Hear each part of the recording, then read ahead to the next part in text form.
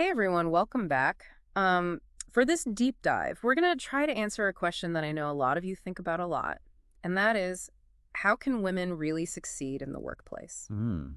So we're going to be diving into Why Good Girls Don't Get Ahead by Kate White. Oh, And this is not going to be about fluffy affirmations or anything like that. We are going to be digging deep into the mindset shifts and tactical, sometimes surprising tactics that can help women break free from those like good girl expectations and really own their careers.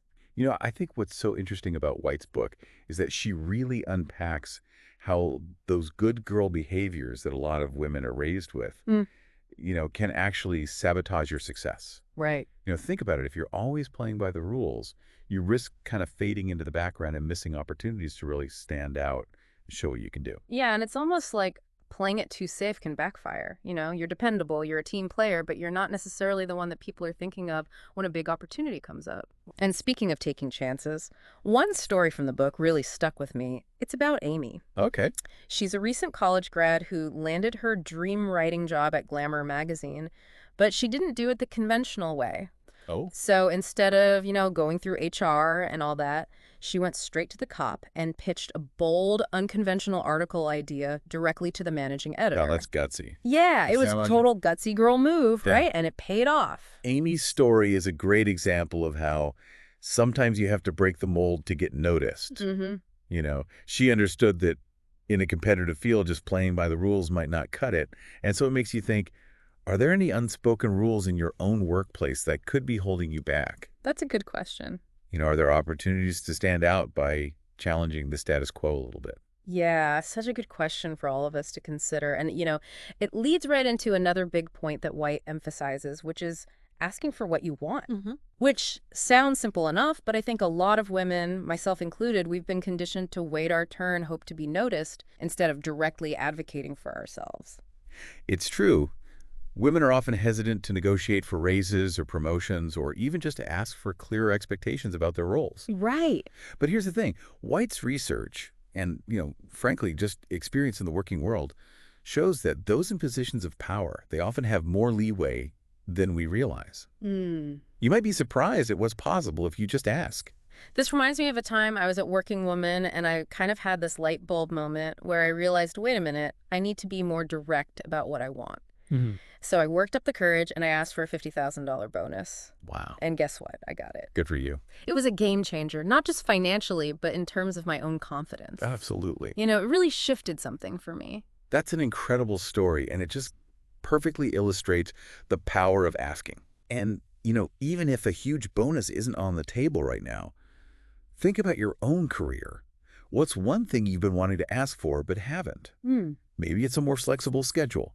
Maybe it's a chance to lead a project, or even just a conversation with your manager about your career trajectory. Yeah. This deep dive is your permission slip to start practicing your ask. I love it.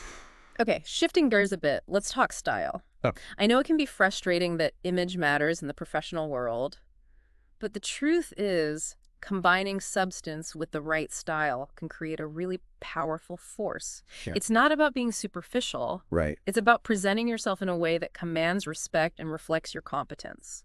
Exactly. Think of it this way. You're packaging your incredible talents in a way that helps others see your full potential. Mm. And what's fascinating is that it's not about conforming to some rigid standard. Right. White emphasizes finding what works for you. Mm. A style that boosts your confidence and helps you project the image you want to portray.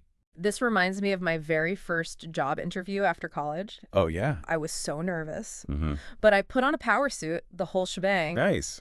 And even though I felt terrified inside that suit, it gave me this extra boost of confidence, and I'm convinced it made a positive first impression. First impressions are so crucial, and White actually draws some interesting insights from the world of sales. Mm. She suggests dressing for the role you want, speaking with confidence, and being concise and to the point in meetings. Mm.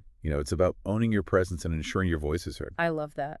Okay, so we've talked about breaking the rules, finding your voice, and projecting confidence, but let's be real for a second. Even when you're doing all the right things, there can be forces working against you. Right. And one of those is sabotage.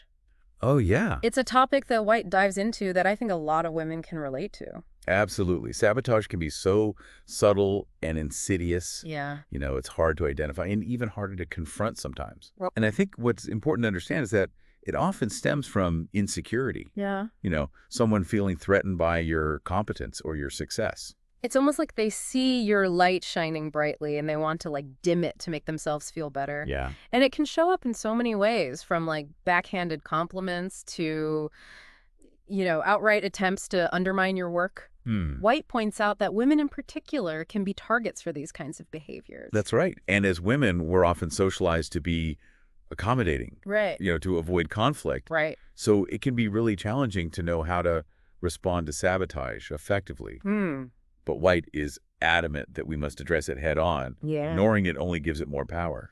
This whole conversation reminds me of a story from the book Okay. that really resonated with me. It's about this couch in the office. Like how? Sounds silly, right? Yeah. But every time there was a meeting, this one woman would always manage to grab the best seat right in the middle of the couch. And I don't mean she just happened to sit there. She would practically elbow people out of the way to claim her spot. It sounds like a classic power play, even if it was disguised as something insignificant. Exactly. And for a while, I just let it slide.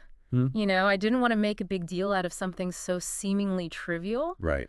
But then I realized that by not addressing it, I was basically condoning her behavior and letting her take up space that rightfully belonged to someone else, sometimes even me. So what did you do? One day, I decided I was done with the couch shenanigans. I arrived at the meeting early, and I planted myself right in the middle of that couch. Good for you. She was not happy about it, but guess what? No more couch sabotage. I love it. It was a small victory, but it taught me a valuable lesson about setting boundaries and not letting others walk all over me. That's such a great illustration of how we can take back our power, even in small ways. Yeah. White talks about how good girls often ignore or downplay sabotage. But gutsy girls recognize that addressing it directly, setting clear boundaries, and advocating for themselves is essential. Right. It sends the message that you won't tolerate disrespect and that you value your contributions. So true. And speaking of valuing our contributions, let's talk about something that's often seen as a soft skill, but is absolutely crucial for success. Okay. Trusting our instincts. Oh, this is where I think the gutsy girl truly shines. While a good girl might overthink, second-guess herself, constantly seek validation from others, a gutsy girl has learned to tap into her intuition, especially when it comes to making those important decisions. I am such a believer in trusting my gut. It's like having this inner compass that guides me even when things feel uncertain or confusing. And White shares this amazing story about how trusting her instincts led to a major win. Okay. She was working on a cover story for Demi Moore, and everyone on her team was skeptical. They thought it was too risky, too unconventional, but White had this strong feeling that it would resonate with readers. And she went with her gut, despite the doubts. So what happened? And you know what? The Demi Moore cover was a huge success. Wow. It just goes to show that sometimes our intuition knows what's best, even when it goes against conventional wisdom. Right. Makes you wonder what amazing things we could achieve if we all tapped into that inner wisdom more often. That's such a powerful insight, and it leads to an important question for all of us. What's one decision you're facing right now where your gut might have valuable input? Maybe it's a project you're considering taking on, a new direction you want to explore in your career, or even a relationship you need to reassess. Don't underestimate the wisdom that lies within. So we've talked about breaking the rules, asking for what we want, and trusting our instincts. Now, let's talk about something that can feel really daunting, but is absolutely essential for growth, taking risks. This is an area where I think societal expectations can really hold women back. We're often conditioned to play it safe, to avoid making waves. But as White points out, taking calculated risks is crucial for anyone who wants to reach their full potential. I love how White reframes the concept of risk-taking. Yeah. She talks about accepting the job at Working Woman while she was 7.5 months pregnant. Wow. It seemed terrifying at the time, but she realized that the risk was actually much smaller than she had perceived. And it turned out to be an incredibly rewarding experience. Her story really challenges us to examine our own perceptions of risk.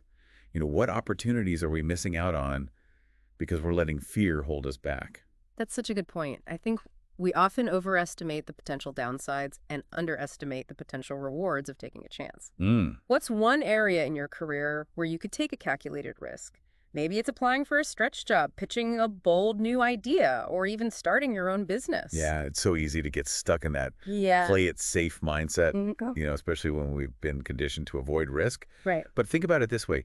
Even staying in a job that you've outgrown could be seen as a risk. Right. You're risking stagnation, burnout, and missing out on opportunities for growth and fulfillment. That's such a good point. It's like we're flipping the script on what it means to take a risk.